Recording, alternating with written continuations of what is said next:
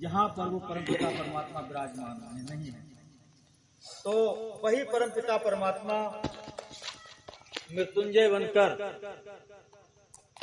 जिनका कभी न जन्म होता है न कभी पैदा होते हैं, वो मृत्युंजय भगवान सबके हृदय रूपी मंदिर में बैठे हुए हैं। और आज जब से लॉकडाउन चला है, पिछली बार जब लॉकडाउन चला था तब भी रोजाना हमारा आपका सत्संग फोन पे हुआ करता था, और जब से लॉकडाउन चला तब भी आज तक सुबह को 1 घंटा जो सत्संग फोन पे चल रहा है, उसमें प्रतिदिन सभी लोगों के लिए एक साधना सिखाई जा रही है कि इस समय तुलसीदास जी महाराज ने बहुत पहले एक भजन लिखा था, जिसमें लिखा था कि संवत 2000 के ऊपर ऐसा योग पड़े, पूरब पश्चिम उत्तर दक्षिण 34 काल फिरे, और काल व्याल से वही बचेगा जो प्रभु का ध्यान। तो आज हम देख रहे हैं कि संवत 2000 के ऊपर ऐसा योग पड़ा हुआ है कि पूरब पश्चिम उत्तर दक्षिण चारों तरफ काल मुंह फैलाए खड़ा हुआ है। पता नहीं कब किस वक्त किसके साथ क्या हो जाए। नानक देव जी महाराज के 2 शिष्य थे, बाला और मर्दाना। तो उन्होंने बाला से पूछा, बाला ये बता, मानव जीवन का, मानव मनुष्य योनि का जीवन कितना है? तो बाला कहने लगा, गुरुदेव आज का सूरज उगा हुआ है, कल का सूरज उगेगा पता नहीं, आज का ही जीवन है। तो नानक देव कहने लगे, तूने बहुत बड़ा जीवन बता दिया, मर्दाना तू बता। मर्दाना से जब पूछा तो मर्दाना कहने लगा, गुरुदेव मैं इस समय आपके दर्शन कर रहा हूं, अगले क्षण पता नहीं आपके दर्शन मुझे होंगे या नहीं होंगे, बस इतना ही जीवन है। तो गुरुदेव कहने लगे, नानक देव जी महाराज कि तूने भी जीवन बहुत बड़ा बता दिया। तो बाला मर्दाना कहने लगे, गुरुदेव फिर आप बताइए कि मानव का जीवन कितना है? तो नानक देव जी महाराज बतलाने लगे, सुन, सांस अंदर गई है, सांस अंदर गई है, बाहर आएगी या नहीं आएगी इसका कोई पता नहीं, बस इतना ही जीवन है। सभी लोग ध्यान से सुन लें, सांस बाहर गई है, अंदर जाएगी या नहीं जाएगी, बस इतना ही जीवन है हमारा, इतना ही जीवन है। और इतना हमें समय मिला हुआ है। तो हमारे वेद शास्त्र बतलाते हैं, संत महात्मा बतलाते हैं कि 84 लाख योनियों में मानव देह प्रधान, और बिना भजन भगवान के चली अकारत जान। 84 लाख योनियों में मानव योनि सबसे प्रधान योनि बतलाई गई। 84 लाख योनियां बीत जाने के बाद हमें आपको ये मानव शरीर की प्राप्ति हुई है। प्रभु ने इस मानव जीवन में कितनी बड़ी सुविधाएं दी हमें आपके लिए। हम सुंदर सुंदर महल बनाकर रहते हैं, नरम मुलायम गदेलों पर सोते हैं, प्रकृति की जितनी बढ़िया बढ़िया चीजें हैं वो सब हमारे आपके लिए उपलब्ध है। ठीक है, गाय भैंसे हमको दूध दे रही जबकि उनका कोई स्वार्थ नहीं है। हम आप कहें कि हमको चारा खिलाते हैं, हमको बांधते हैं अच्छी जगह पर, ऐसा कुछ नहीं है। जो तमाम पशु पक्षी घूम रहे हैं उनकी कौन देखभाल करता है? लेकिन बगैर स्वार्थ के गाय भैंसे हमको दूध दे रही है। हमें आपको विचार करना है, जितनी सुविधा मानव योनि के अंदर है इतनी सुविधा किसी अन्य योनि के अंदर नहीं, इसीलिए इसको प्रधान योनि बताया गया है। ये 5 तत्वों से हमारा आपका शरीर रचा हुआ है, और इसमें विवेक बुद्धि है। हम आप ये जान सकते हैं कि सही क्या है और गलत क्या है, सही रास्ता क्या है, गलत रास्ता क्या है। बस यही एक ऐसा जीवन मिला हुआ है जिसमें हम परम आनंद की प्राप्ति कर सकते हैं, परमात्मा की प्राप्ति कर सकते हैं, सच्चे आनंद की प्राप्ति कर सकते हैं। और हम आप विचार करके देखें, 84 लाख योनियों में, मानव योनि में सबका लक्ष्य क्या है? केवल परम आनंद को प्राप्त करना। सबका लक्ष्य ये, परम आनंद, परम शांति हमको प्राप्त हो जाए। और वो परम आनंद, परम शांति प्राप्त करने के लिए नाना प्रकार के लोग प्रयत्न करते हैं। एक आके शांत, आवाज नहीं आना चाहिए, बैठ जाओ आराम से।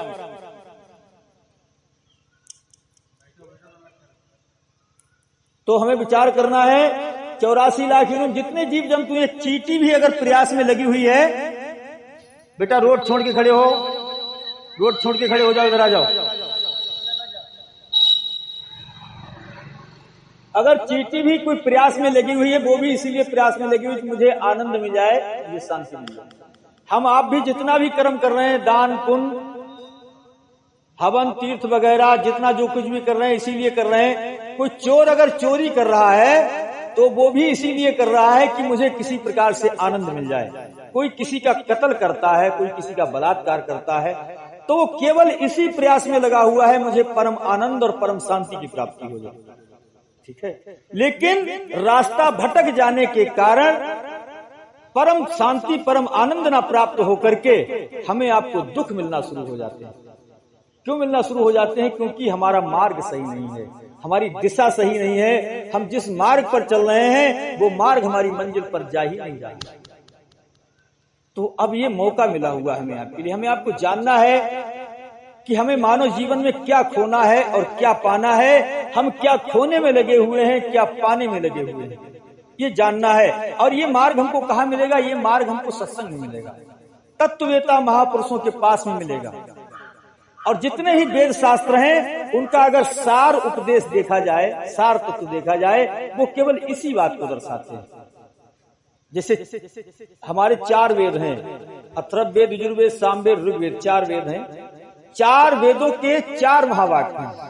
वैसे 1 लाख ऋचाएं हैं वेदों के अंदर, 1 लाख ऋचाएं वेदों के अंदर हैं, जो 80,000 ऋचाएं कर्म कांड के अंदर कर जाती हैं, 16,000 ऋचाएं उपासना मार्ग की तरफ आती हैं, मात्र 4,000 ऋचाएं हैं जो ज्ञान मार्ग की। उनमें से भी 4 महावाक्य हैं। जैसे गीता का महावाक्य है सत्यमेव जयते, गीता का महावाक्य है। इसी प्रकार से 4 वेदों के 4 महावाक्य हैं, अहम ब्रह्मस्मि, अयम आत्मा ब्रह्म, प्रज्ञानम ब्रह्म, तत्त्वमसि।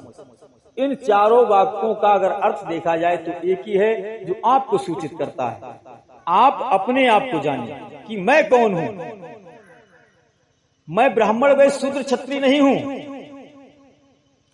जो है रूप से सबके अंदर बैठा हुआ है, जो जानने वाला है, जो बोल रहा है, जो आंखों से देख रहा है। आंखें नहीं देखती, आंखें देखती होती तो मुर्दे की भी देखने लगती। कान नहीं सुनते, कान सुनते होते तो मुर्दे की भी सुनने लगते। कोई सुनने वाला इस मानव मंदिर के अंदर बैठा हुआ है, कोई देखने वाला इस मानव मंदिर के अंदर बैठा हुआ है। तो वो परमात्मा है, वो सच्चिदानंद भगवान है, वही तो सबके प्रकाशक हैं, वही तो सबके साक्षी हैं। वो सबको जानते हैं, उन्हें कोई नहीं जानता। वेद कहते हैं वो आपको आपसे आप ही आप जानता है, वो आपको आपसे आप ही आप जानता है। उसको कोई जानने वाला नहीं है, वो सबको जानता है। तो उसको जानने के लिए जो कोई जाता है, जो प्रयास करता है उसे जानने का, तो जानते जानते जानते जानते जानते जानते उसका आपा खो जाता है और जानने वाला ही रह जाता है। जैसे बूंद समुद्र में जाए तो बूंद का अस्तित्व खत्म हो जाएगा, लेकिन अस्तित्व उसका कैसा खत्म हो जाएगा? बूंद न रह करके वो समुद्र बन जाएगी।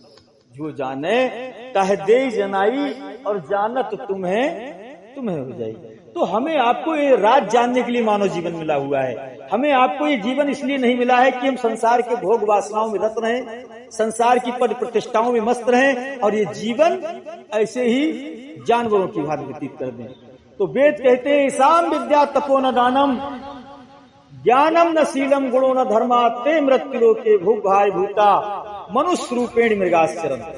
मानव योनि पा करके जिसने उस परम पिता परमात्मा का बोध नहीं कर पाया, अपने मानव जीवन के लक्ष्य को प्राप्त नहीं कर पाया,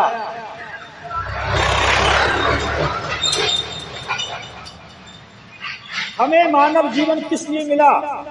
परम पिता परमात्मा ने बड़ी खास दया मेहर से हमें आपको मानव तन दिया है। ये मानव जीवन हमें जिस लिए मिला वो काम अगर हम नहीं कर पाए तो वेद कहता है कि वो नर ऐसे जाएंगे जो मूली का खेत। आए हो संसार में प्रभु से किया न हेत, वो नर ऐसे जाएंगे जो मूली का खेत। वो इंसान तो हैं लेकिन उनका काम जानवरों जैसा ही है। जो जानवर करता है वो इंसान कर रहा है। बच्चे तो जानवर भी पैदा कर लेता है, इंसान भी पैदा करता है। प्यार मोहब्बत जानवर भी करता है, प्यार मोहब्बत इंसान भी करता है। विचार करना हमें आपको, पेट जानवर भी भर लेता है जबकि उसका कोई कारोबार नहीं चल रहा है, और पेट इंसान भी भरता है। इतना ही काम किया तो फिर हमने और जानवरों में अंतर क्या रहा? अरे प्रभु ने मानव जीवन में इतनी विशेषताएं दी हैं, इसलिए दी हैं कि हम अपने आप को जाने। जो सबका प्रकाशक है, जो सबका साक्षी है, वो इस मानव मंदिर के अंदर प्रकट होकर के बोल रहा है, प्रकट होकर के बोला। उसे पहचानो। उसे पहचानने के लिए, उसका बोध करने के लिए, उसे प्राप्त करने के लिए हमें गुरु के पास जाना पड़ेगा।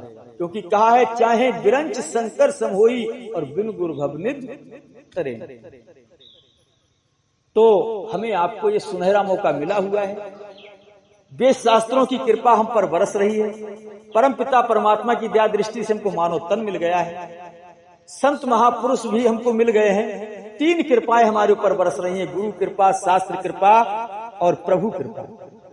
3 कृपा हमारे ऊपर बरस रही है। हमें खुद की कृपा बरसानी है, तो खुद की कृपा हम खुद ही बरसाएंगे अपने ऊपर, तभी ये तीनों कृपाएं हमारे ऊपर कामयाब हो पाएंगे।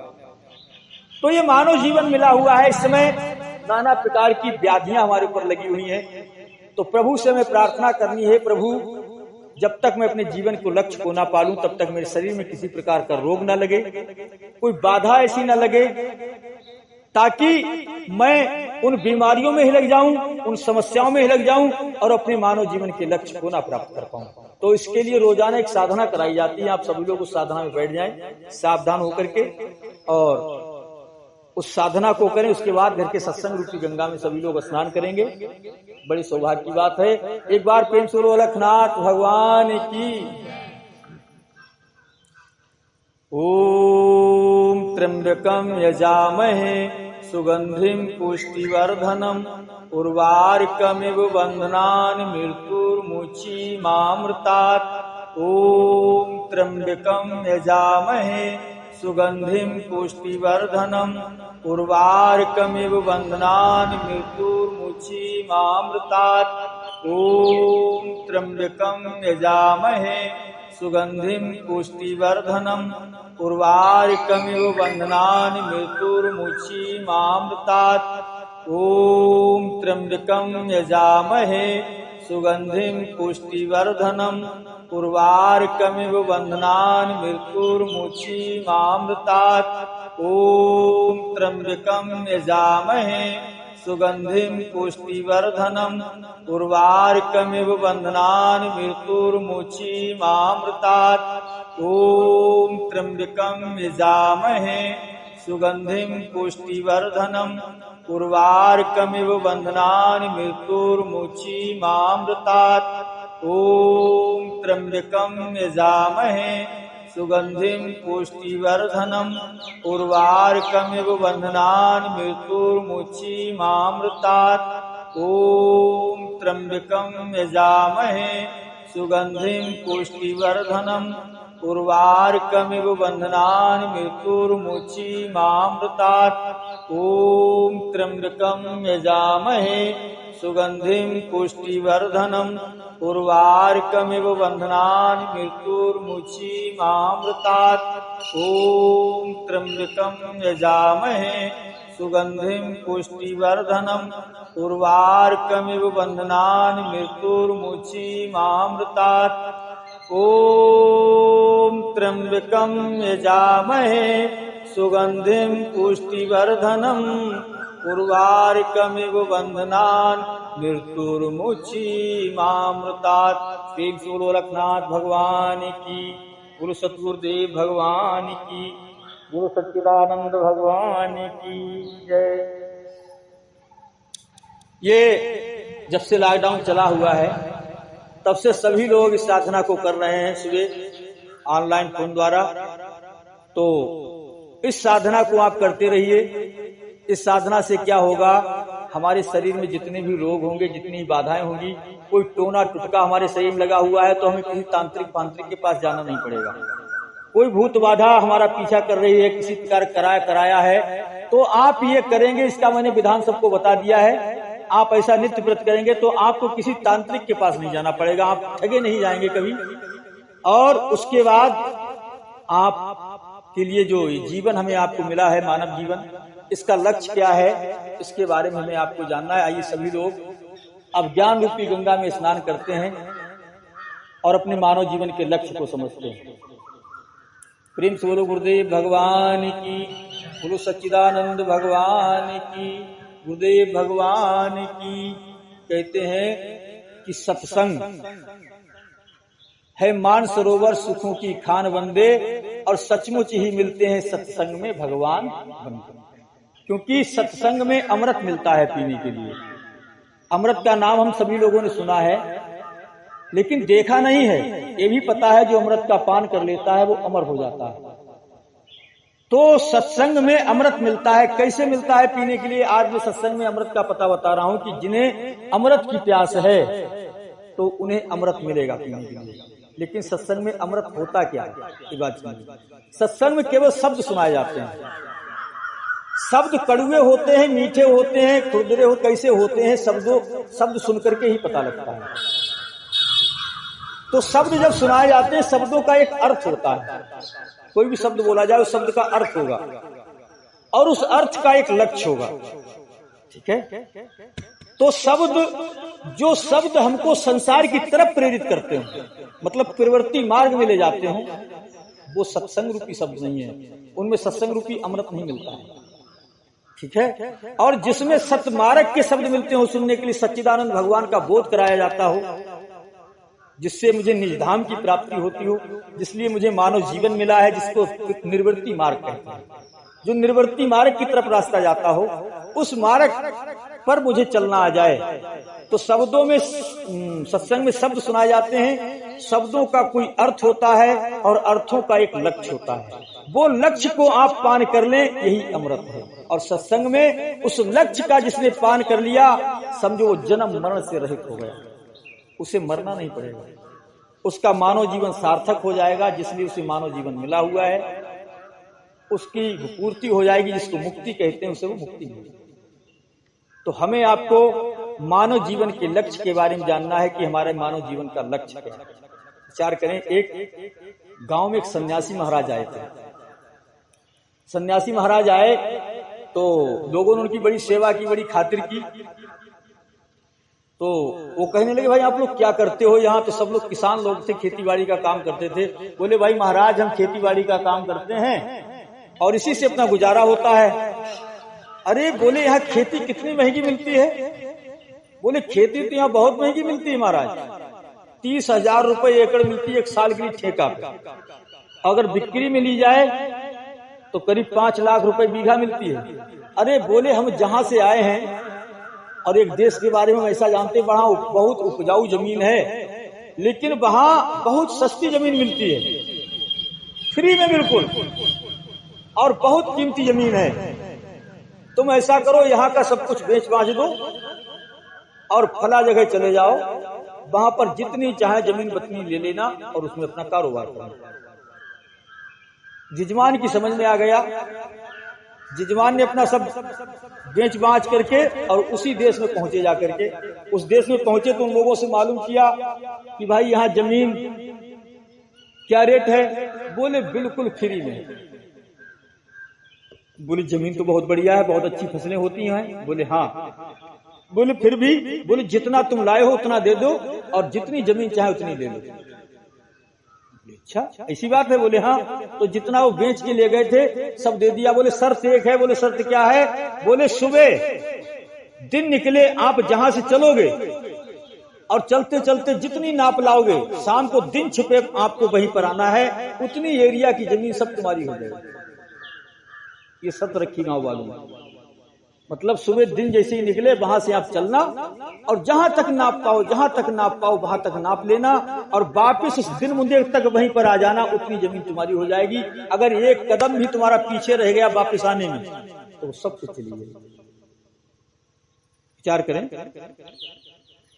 क्योंकि कहानियां हमें कुछ बोध कराती हैं और कहानियां दृष्टांतों और कहानियां दृष्टांत हमने समझ लिया तो हमें कुछ पल्ले पड़ने वाला नहीं। उस व्यक्ति के अंदर बहुत बड़ी खुशी हुई। बोले, सुबह आ जाना और नापना शुरू कर देना। शाम को उसने भोजन बनवाया और भोजन भी किसे अच्छा लगे, मारे खुशी मारे फूले नहीं समा रहे थे कि कल हम जमीन नापेंगे खूब ज्यादा करके और फिर खूब उसमें फसल करेंगे, खूब बड़े आदमी बन जाएंगे। पूरी रात जागते रहे, नींद भी नहीं आई उस तमन्ना में। भाई किसी व्यक्ति को पता लग जाए, कोई जवान लड़का हो, उसकी शादी होने वाली हो, या किसी को सरकारी बहुत ऊंचा कोई इलेक्शन जीतने वाला हो, इलेक्शन का रिजल्ट निकलने वाला हो, सुबह तो रात में उसको नींद आएगी। वो तो रात भर गणित लगाता रहे, कितने वोट कहाँ मिले, कितने वोट कहाँ मिले, और सुबह मैं जीत जरूर जाऊंगा।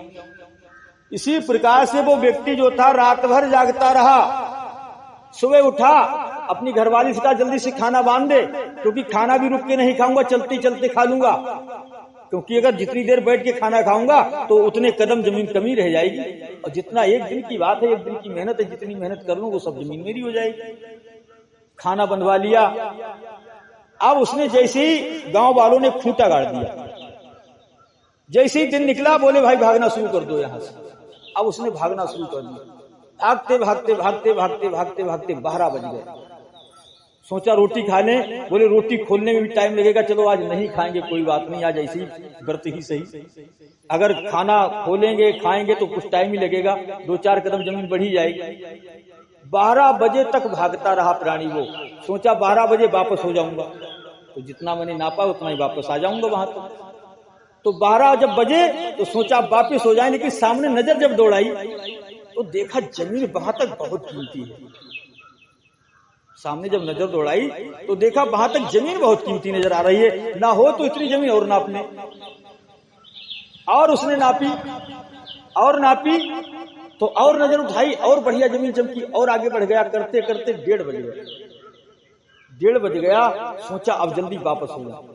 अब वापस हुआ, सोचा भूख भी लगने लगी, खाना खा लें, लेकिन सोचा अगर दिन मुदे तक वहां तक नहीं पहुंचे तो सारी जमीन निकल जाएगी। अब उसने वापस भागना शुरू किया, खाना भी नहीं खाया।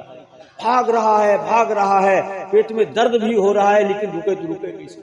एक ही दिन की बात है, एक दिन जैसे मुसीबत झेले वैसे झेल ले। भागता रहा, भागते भागते भागते भागते गांव दिखाई देने लगा। गांव के करीब में आ गया। सोचा ठीक अब तो आ गए, लेकिन दिन भी छिपने वाला था। कोशिश कर रहा है भागने की, पेट में दर्द हो रहा है, बहुत ये था, लेकिन दर्द की ना परवाह करते हुए भाग रहा है। भागते भागते भागते भागते बिल्कुल दिन छिपने वाला था, लेकिन दिन छिपने वाला था और करीब में आ भी गया था। खूंटा भी थोड़ी दूर पर ही था। उसने सोचा जैसे तैसे और भागे। भागते भागते भागते भागते बिल्कुल जैसे ये पेड़ खड़ा हुआ इतनी दूर आ गया, लेकिन दिन बिल्कुल छिपने वाला, जिसमें बिल्कुल 5 सेकंड, 1 सेकंड की बात रह गई थी दिन छिपने। उसने सोचा क्या करें, लेकिन इतना बेथा थक गया, वो इतना बेथा थक गया कि उसके प्राण निकलने वाले थे। जैसे तैसे करके 1 कदम और बढ़ाया और वहीं पर गिर पड़ा। 1 कदम भी नहीं बढ़ पा रहा है। और जब तक दिन भी छिप गया तो उसने जैसे तैसे अपना हाथ उठा करके खूंटे पर रख दिया। हाथ तो पहुंच गया खूंटे पर, लेकिन मर भी गया, तुरंत मर गया। अब बताइए उतनी जमीन उसने नापी, किस काम की रही कोई काम?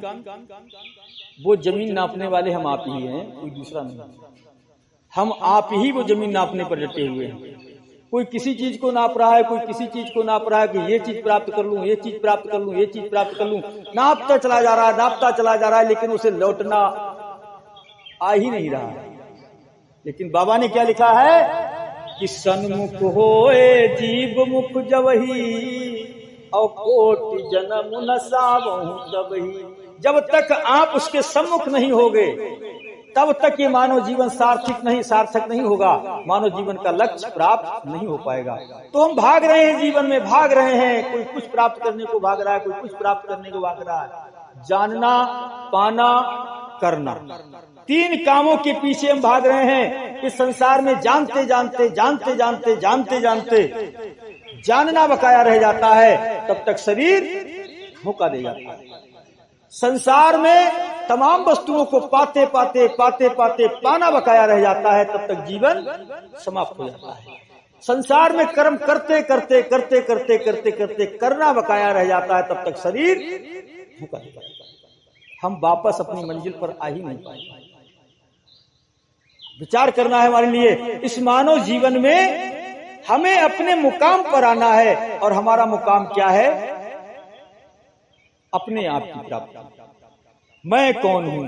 क्योंकि वेद साहब कहता अहम ब्रह्मस्मि, मैं ब्रह्म हूं। अयम आत्मा ब्रह्म, में जो आत्मा हमारे आप के अंदर है, जो चेतन स्वरूप है, जो सबका प्रकाशक है, जो पूरी मनुष्य नगरी को प्रकाशित कर रहा है, ये आत्मा ही ब्रह्म है। वो ब्रह्म सबके घट के अंदर विराजमान है। वो ना स्त्री है, ना पुरुष है, ना ब्राह्मण है, ना वैश्य है, ना शूद्र है, ना क्षत्रिय है।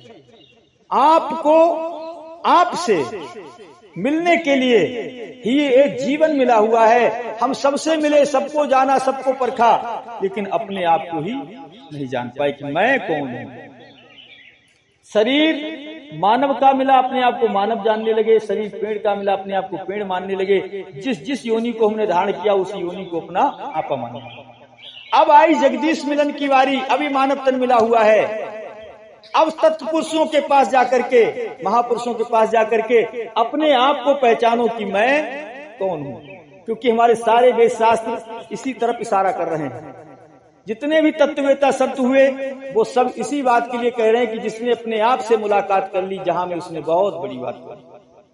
गीता भी कहती है जो जानने में आ रहा है, जो मानने में आ रहा है, जो देखने में आ रहा है, जो अनुभव में आ रहा है, वो सब माया है। बाबा ने भी कहा कि गो गोचर जहां लग मन जाई, सो सब माया जानो।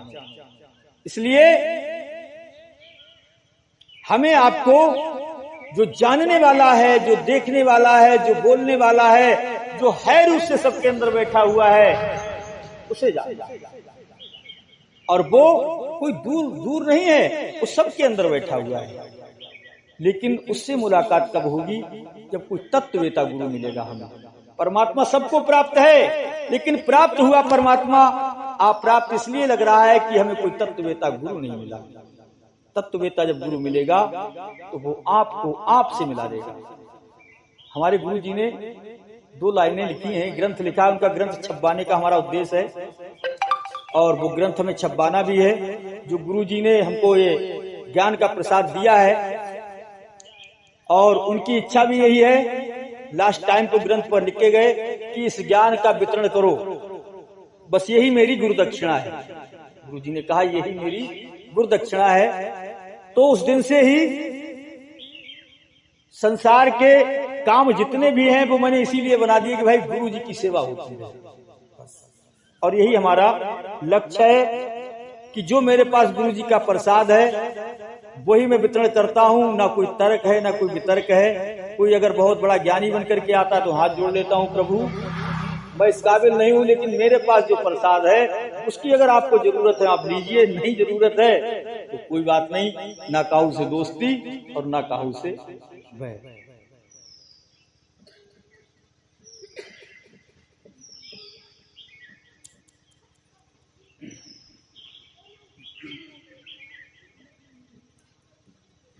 तो जो जानने वाला है, जो बोल रहा है, जो है रूप से सबके अंदर बैठा हुआ है, इसी के बारे में सारे वेद शास्त्र कहते हैं।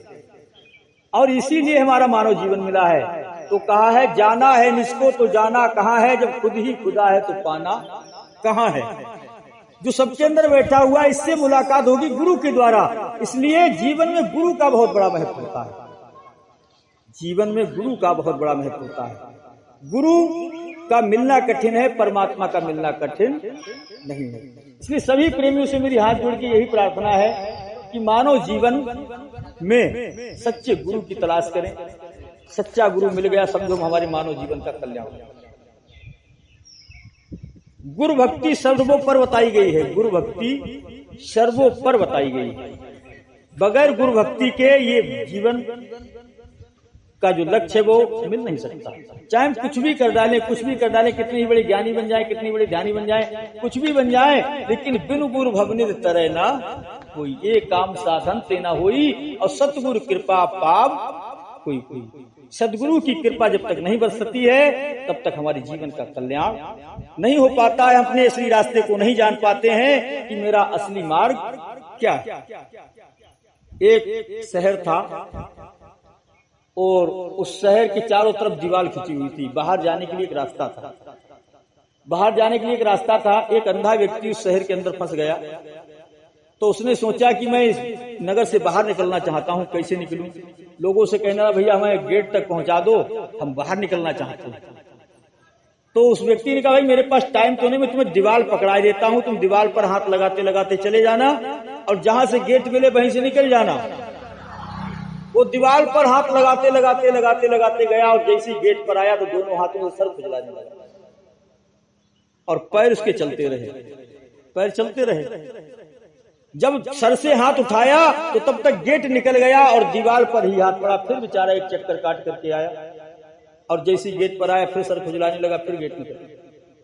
वो अंधे व्यक्ति कौन है? हम आप 84 लाख योनियां पार करके आए हैं, अब गेट पर आए हैं। मानव जीवन गेट है। इस जीवन में ही हम जान सकते हैं कि ये जीवन हमें किस लिए मिला है।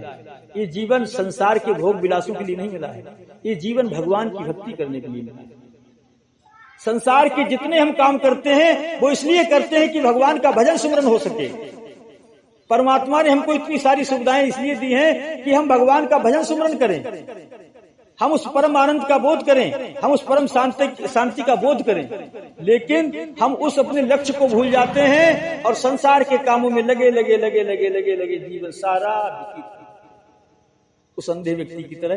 अब जगदीश मिलन की बारी आई, गेट पर खड़े हुए हैं, अब सर खुजला रहे हैं कि इलेक्शन लड़ लें, कि नौकरी प्राप्त कर लें, कि ये कर लें, कि वो कर लें, कि वो कर लें। जब तलक है जिंदगी फुर्सत न होगी काम से, जब तलक जीवन है तब तलक फुर्सत ही नहीं मिल पाएगी। इसलिए संत महापुरुष कहते हैं कुछ समय ऐसा निकालो प्रेम कर लो राम से। तो हमें आपको मौका मिला हुआ, इसीलिए जीवन मिला है। ये हमारा मुख्य काम है सत्संग का, क्योंकि सत्संग से ही हमें पता लगेगा कि मेरे जीवन का रास्ता क्या है, मेरा लक्ष्य क्या है। क्या मैं जो कर रहा हूं बस इतना ही मेरा लक्ष्य है? अरे इतना काम तो हम हर योनि में कर सकते थे। मानव योनि में प्रभु ने इसीलिए भेजा है कि इस योनि में प्रभु आपसे भक्ति कराना चाहता है। आप इस हृदय रूपी मंदिर में भगवान बैठा हुआ है। ये जो बोलने वाला है, ये जो देखने वाला है, जो है रूप से सबके अंदर बैठा हुआ, यही तो भगवान है। हम सबको जानते हैं, सबको जानते हैं, लेकिन खुद को ही नहीं जानते। सबको जानते हैं लेकिन खुद को नहीं जानते।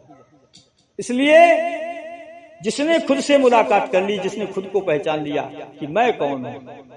एक जय राम जी संत हुए, उन्होंने बताया है कि तू ही जीव तू ही ईश है, तू ही जीव है तू ही ईश है। जरा अपने आप को पहचान करके तो देख, किसी तत्ववेता की शरण में जाकर के तो देख। सारे वेद तेरी तरफ ही इशारा कर रहे हैं।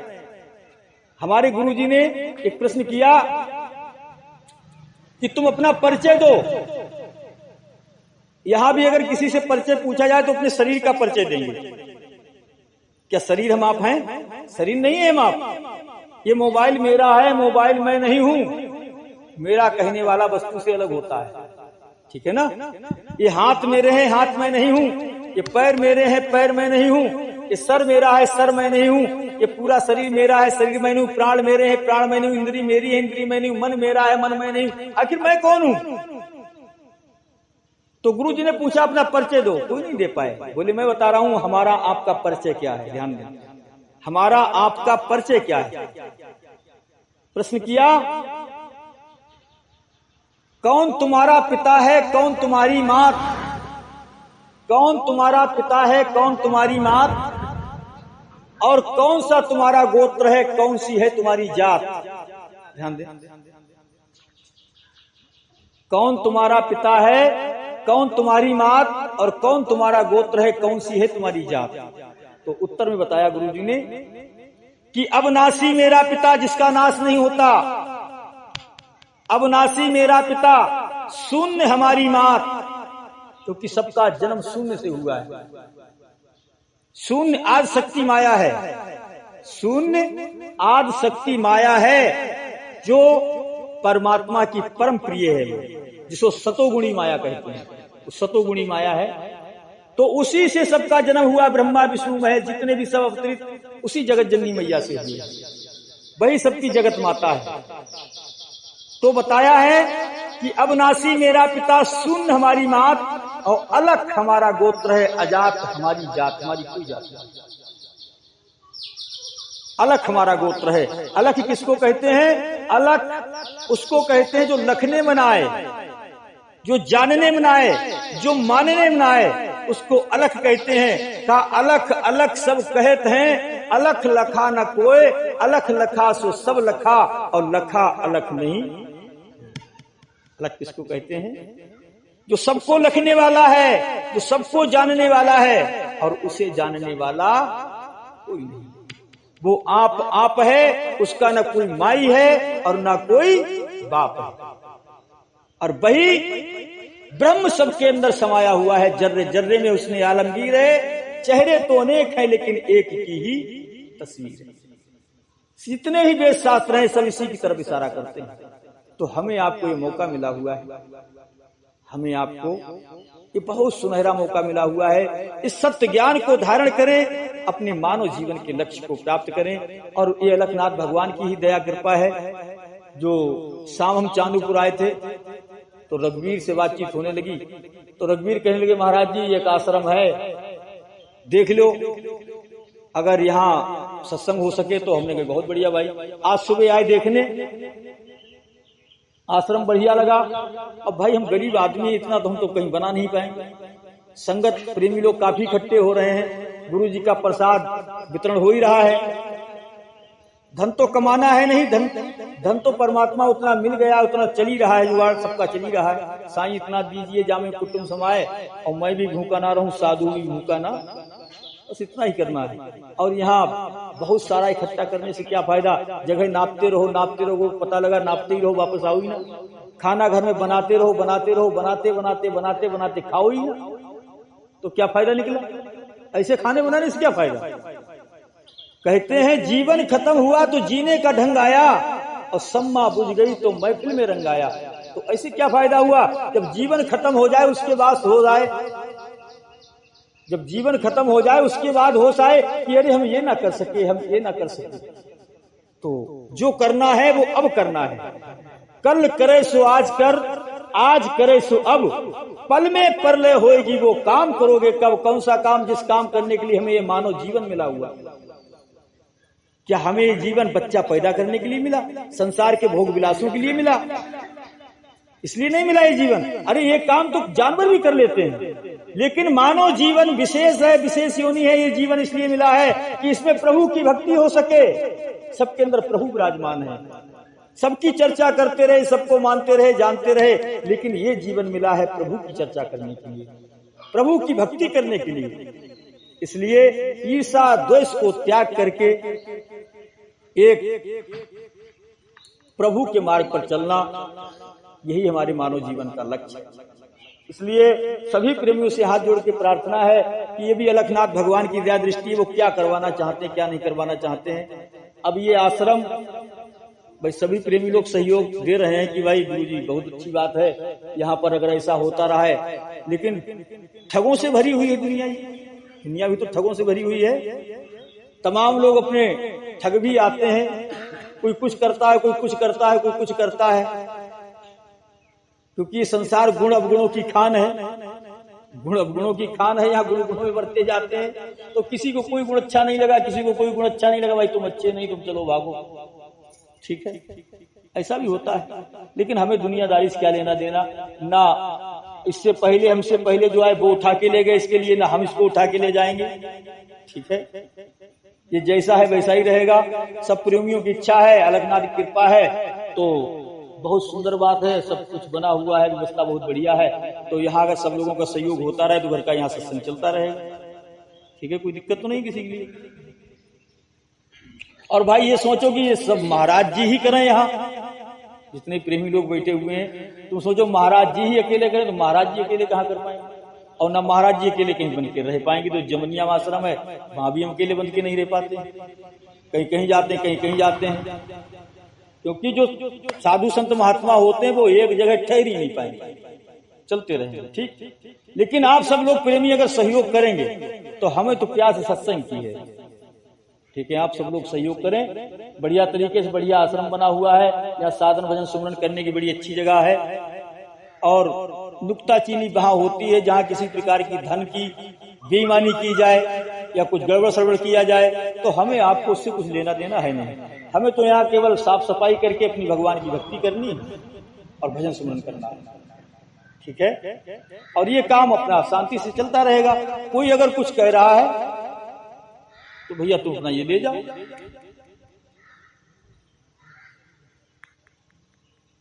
क्या चीज बोलो, एक प्रार्थना बोलो, गर्मी लग रही है। बोलिए सतगुरुदेव भगवान की जय। तेरी मेहरबानी का है वो जितना जिसे मैं उठाने के काबिल नहीं हूँ। मैं आ तो गया हूँ मगर जानता हूँ तेरे दर पे आने के काबिल नहीं हूँ। तेरी मेहरबानी का है वो जितना जिसे मैं उठाने के काबिल नहीं हूँ। तुमने अदा की मुझे जिंदगानी महिमाए तेरी मैंने न जानी। कर्जदार हूँ मैं, गुनहगार हूँ मैं, नजरे मिलाने के काबिल नहीं हूँ। तेरी मेहरबानी का है वो जितना जिसे मैं उठाने के काबिल नहीं हूँ। ये माना कि मालिक हो तुम दो जहां के, कैसे मैं झोली फैलाऊं आके। जो पहले दिया है वही कम नहीं है, उसी को निभाने के काबिल नहीं हूँ। तेरी मेहरबानी का है वो जितना जिसे मैं उठाने के काबिल नहीं हूँ। तमन्ना यही है कि सर को झुका लूं, दीदार तेरा मैं जी भर के पालूं। सिवा दिल के टुकड़ों के ना कुछ पास मेरे, मैं कुछ भी चढ़ाने के काबिल नहीं हूँ। तेरी मेहरबानी का है वो जितना जिसे मैं उठाने के काबिल नहीं हूँ। मैं आ तो गया हूँ मगर जानता हूँ तेरे दर पे आने के काबिल नहीं हूँ। तेरी मेहरबानी का। बोलिए सतगुरुदेव भगवान। सभी प्रेमियों से हाथ जोड़ की प्रार्थना है, जीवन में 100 काम छोड़ करके स्नान करें, 1000 काम छोड़ करके भोजन खाएं, संसार के लाख काम छोड़ करके साधन भजन सुमरन करें, पूजन अर्चन वंदन करें, संसार के करोड़ काम छोड़ करके सत्संग सुनें, क्योंकि सत्संग जो है सबसे मूल वृक्ष है। सत्संग वो वृक्ष है जीवन का जिसमें सब रास्ते मिल जाते हैं अपने मानव जीवन के, जिसमें अमृत रूपी फूल आते हैं, उसमें अमृत रूपी फल मिलता है, और वो अमृत जब पान करते तो प्राणी अमर हो जाता है, वो जन्म मरण से रहित हो जाता है। और जब सत्संग में जाएंगे तो हमें जीते जी मरने की कला आ जाएगी, मरा कैसे जाता है, ठीक है। और सब कहा सुनी वाली बातें हैं, जीते जी हमको प्रमाण मिलना चाहिए कि मेरी मुक्ति हुई है या नहीं। ऐसा नहीं कि हम करते रहे पूजा पाठ पूरा जीवन करते हो गया है, भक्ति करते पूरे जीवन हो गया, लेकिन संशय भी लगा हुआ है कि पता नहीं मरने के बाद मुक्ति मिली या नहीं मिली। ना, बिल्कुल ये धोखा है। जीते जी प्रमाण मोक्षस न बासी अस्त न ग्राम अंतरे में बा ज्ञान हृदय ग्रंथि नासो मोक्षेवा सर्वदा।